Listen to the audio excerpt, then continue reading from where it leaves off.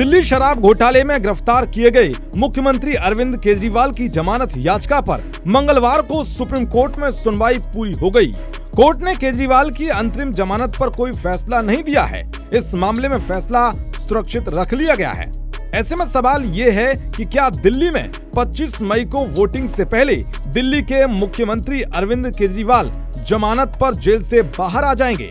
ऐसा इसलिए क्योंकि केजरीवाल के वकील अभिषेक मनु सिंघवी ने कोर्ट में दलील रखी कि स्वतंत्र और निष्पक्ष चुनाव लोकतंत्र की ताकत है। इसके लिए जरूरी है कि चुनाव में सभी पार्टियों की बराबर की भागीदारी हो।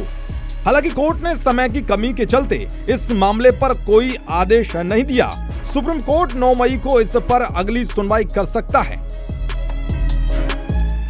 केजरीवाल ने शराब घोटाले मामले में अपनी गिरफ्तारी को कोर्ट में चुनौती दी थी। इससे पहले कोर्ट ने कहा था कि हम अंतिम आदेश देने से पहले अक्सर अंतरिम आदेश जारी करते हैं। हम इस बात पर नहीं जा रहे हैं कि वो राजनीतिक व्यक्ति है या नहीं, हम बल्कि ये देख रहे हैं कि ये केस सही है या नहीं। इसमें असाधारण मामले में जमानत पर विचार किया जा सकता है या नहीं। कुल मिलाकर कोर्ट अभी इस पर मंथन कर रहा है कि केजरीवाल को जमानत दी जाए या नहीं। ये तो अब 9 मई को ही तय हो पाएगा। लेकिन केजरीवाल को अगर जमानत मिलती है तो इससे देश में क्या संदेश जाएगा, ये बड़ा सवाल है। दरअसल सीएम केजरीवाल अंतरिम जमानत पर रिहा होने की प्रार्थना इसलिए कर रहे हैं क्योंकि वो एक राजनेता हैं और चुनाव प्रचार करना चाहते हैं। क्योंकि राजनीति अरविंद केजरीवाल का पेशा है। अगर ये बात ठीक है तो फिर देश के हर नागरिक के लिए भी ऐसा ही होना चाहिए, क्योंकि हमारे देश में कानून तो सबके लिए बराबर है, वो छोटा हो या बड़ा।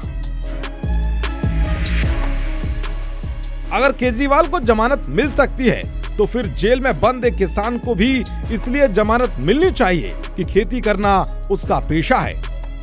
फिर तो छोटे दुकानदार को भी जमानत मिलनी चाहिए क्योंकि दुकान चलाकर अपने परिवार के लोगों का पेट भरना उसका पेशा है। यानी कि केजरीवाल के हिसाब से तो आम आदमी जो गंभीर आपराधिक आरोपों का सामना कर रहे हैं उन्हें भी रिहा किया जाना चाहिए, क्योंकि इन सब की अंतरिम रिहाई केजरीवाल की आवश्यकता से कम महत्वपूर्ण नहीं है।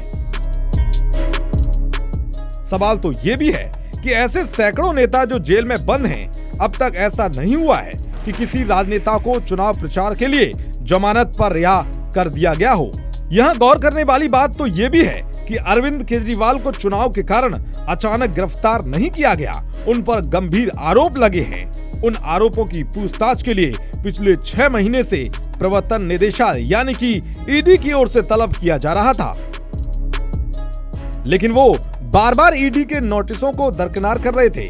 फिर भी ईडी ने ऐसा नहीं किया, सीधे अरविंद केजरीवाल को उठाया हो। पहले उसने न्यायालय का दरवाजा खटखटाया, फिर जाकर कोर्ट से आदेश जारी हुआ, तब उन्हें गिरफ्तार किया गया। अब देखना ये होगा कि कोर्ट केजरीवाल को जमानत देता है या नहीं। अगर देता है तो किन शर्तों पर।